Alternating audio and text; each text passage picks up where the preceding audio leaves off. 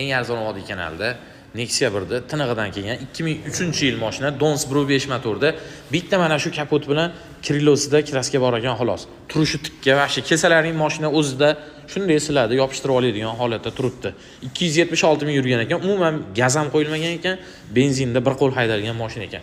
Archa panellar taqilgan, usulitillari o'zinikiga o'xshadi, mashina turishi tiniq, haqiqatda aytayapman mana. Salonlarga qaranglar. Lyuks konditsioner ekan, konditsionerni ham bitta qaratib olsalaring ishlaydi deyishyapti.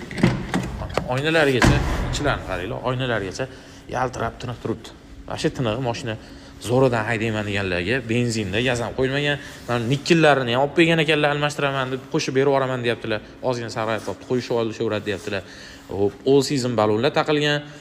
Chexollargacha yangi olib bergan ekanlar, bagajda turibdi. Uni ham berib yuboraman deyaptilar. Rullarigacha taqilgan, mana multi rullar taqilgan. Faqat oformleniyaga $3000 berib yuboradi. Telefon qilib baraka qilaverasiz.